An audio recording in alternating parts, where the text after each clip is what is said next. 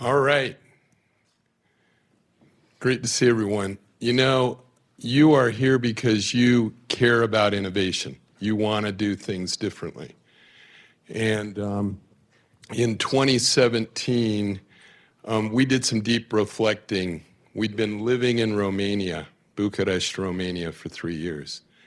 My wife and our one son, Abby, and her sisters were here holding down our fort. But we lived over there, and it's a very unique environment. How many of you have been to Romania? Raise your hand. Very few, very few. Just it looks like maybe 4. So it's a unique country. What would you guess the level of home ownership is in Romania? Yes, Andra. You said 93? Excellent. I've read as high as 98, but 93 sounds more realistic. But anyway, it's one of the highest home ownership areas in the world. Why do you think that is?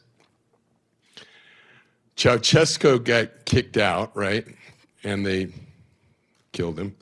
And after that, the dominoes started to fall. This was with the fall of the Berlin Wall. And all of a sudden, people were buying public housing for about the price of a television set. So think about that. People were buying housing just for the price of a TV. And so everyone bought their house. And there was this massive turnover. And that sounds like a really good situation. And I do think it is really a great situation for most, because even though it's one of the lower, income producing countries in Europe, their housing costs are very low. And so they're able to sort of maintain a certain lifestyle that's well beyond, what you would expect. At the same time, I have to tell you, having been in a lot of those blocks, their housing is deteriorating, and I don't quite know how all those blocks are going to be sustained. A lot of them were just the worst construction you could ever have seen.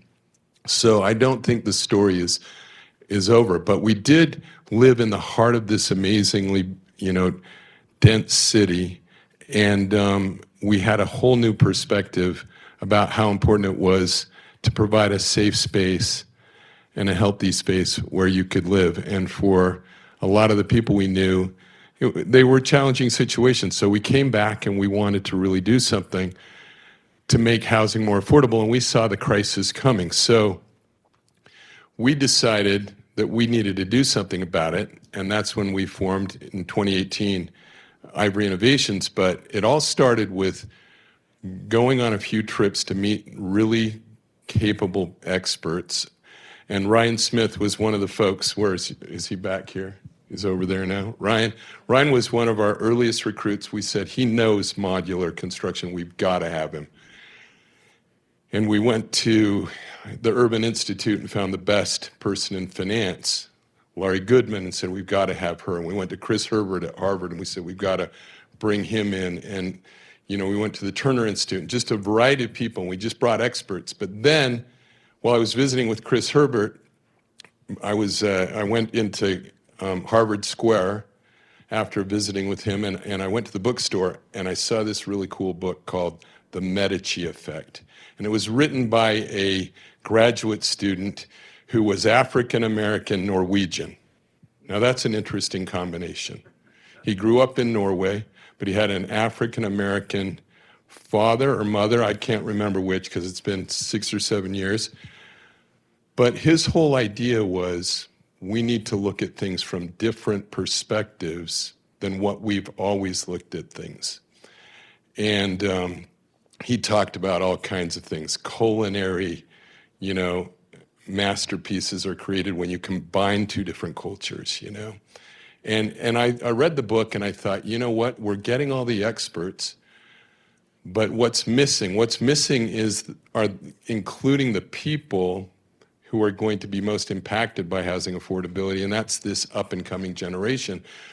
So I really thought we've got to do way more to just bring in these youth and get them engaged. And that's when we started doing things like holding, a 24-hour hackathon, which we called Hack a House, where we just created all these, and you saw one of our great winners today, or a couple of them present, but just to get their ideas flowing and to have them impact us. And now, actually, that became our recruiting mechanism for bringing in our leadership of Ivory Innovations, and it's just sort of taken off. So we really have 3 areas of focus now, and one is to convene things like this and to make sure experts like you get even, more intelligent about how we're going to solve things and what we can do in terms of solutions. And then we want to engage this up-and-coming generation continually.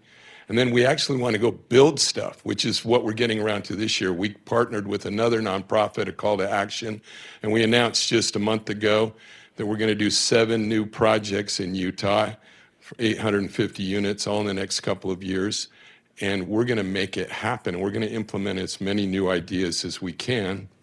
We're looking for a really good modular partner to help us do some of that as well. So we've been, of course, we've vetted out with the Ivory Prize dozens and dozens of the best modular builders and dozens of the best, finance folks, and we've looked at 600 companies, and we're just continually learning from them. And so we'll try to apply our learnings and then bring these partners in, and they'll make us better.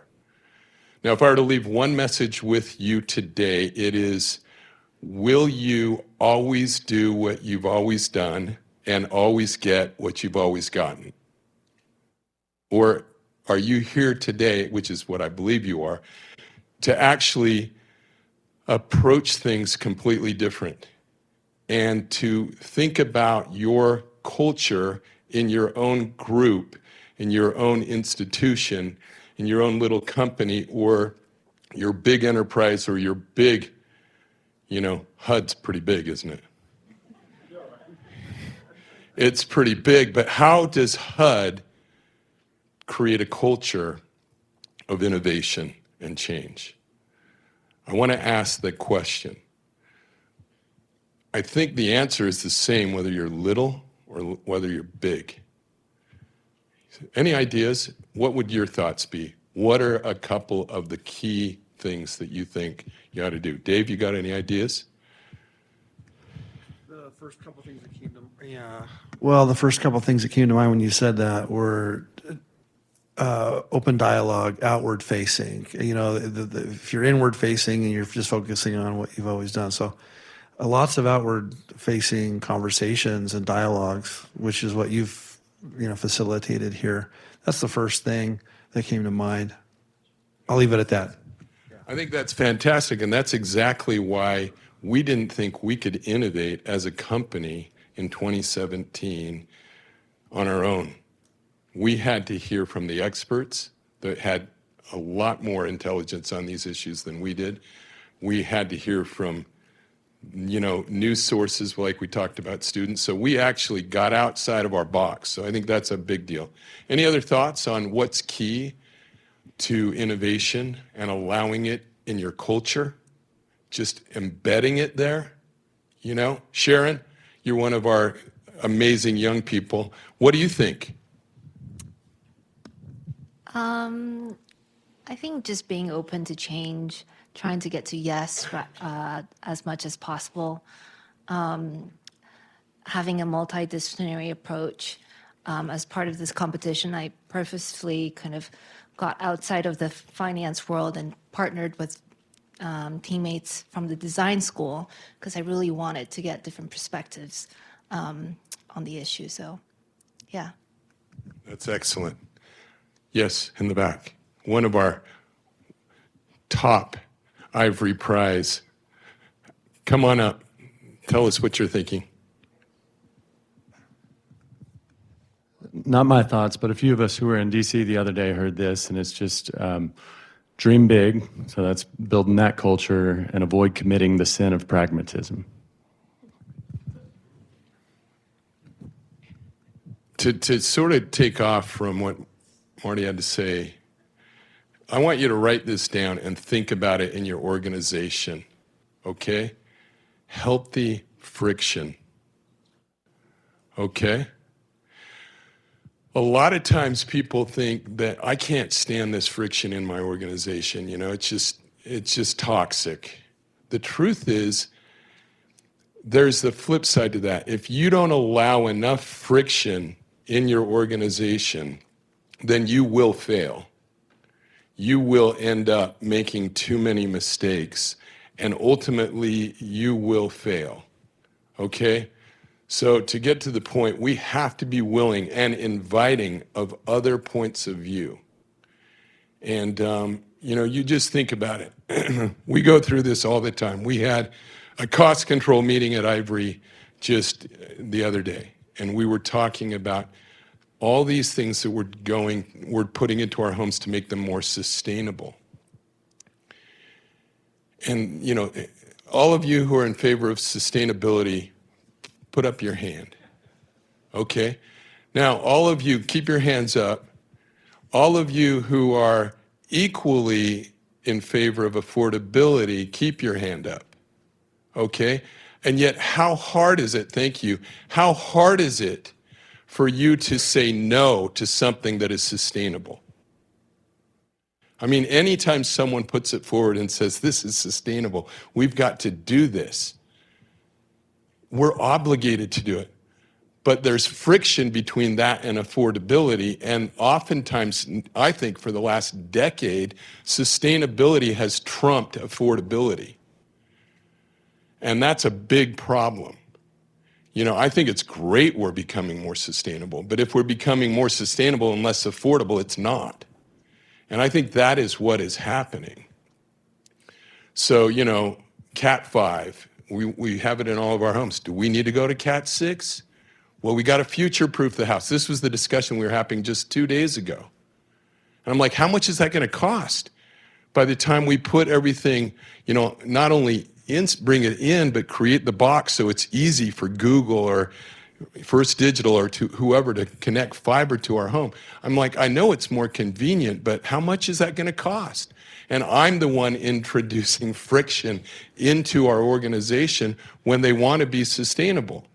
And the answer to that was, well, I think it's going to cost us about $900, but we already are going to save $300. This is what we go through this exercise, and I'm like, that's $600 too much. We'll do that at the high end, but we have many different levels of housing at Ivory, but we're not going to put it in there, because affordability has to start trumping sustainability. It doesn't mean that we don't want to be sustainable, but what happens when you say no, then people that really want sustainability will figure out how to make it more affordable. And that's when you have a win-win. So think about homelessness. You think there's a little friction in trying to figure that out? We brought together a group with our governor, our county mayor, our city mayor, many business leaders. There was a lot of friction felt in that room. And I said to the mayors afterwards, please understand, this is healthy friction. Don't run from this. We have everyone coming together trying to solve this.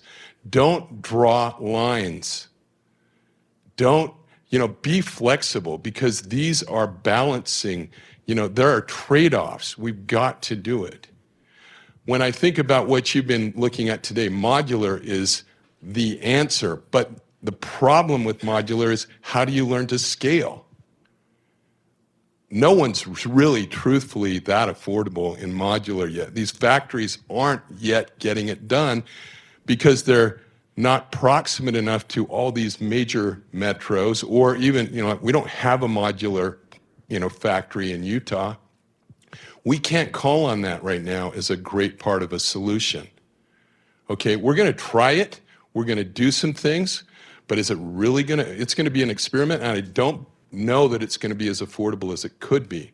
And scalability is everything, unless someone really could figure out how to make modular incredibly affordable with much less scale in a locality, because they train the entire builder population how to become part of the solution with them, which no one is really doing well. But again, it's all about figuring out these points of friction. Is scalability the real question to drive modular to be affordable? Is that what it's got to be? Or is it's got to be a completely different paradigm, I ask? I think these discussions need to happen. I'm open to it. I hope it comes, and I'm waiting for it. But in the meantime, I'm going to try to figure out how to do some of this stuff without a factory here nearby. And we're going to drive down costs in every single category. We're focused on affordability, and we'll see what we accomplish. And we're going to implement it in these 7 projects, but even more, we're going to implement it in our main line of housing as we try to drive down costs, because 30% of all of our renters in Utah are paying over 50% of their income for their housing. And only 10% of our renters in Utah can actually afford a median-priced home in Utah. And these things were not that way just 4 years ago. Isn't it amazing how affordability has just flipped in just 4 years in the United States? That's why you're here. Thank you for coming. You are the solution. Don't be afraid to have a little healthy friction as you go home, you take these ideas, challenge the status quo, and great things will happen. Thank you very much.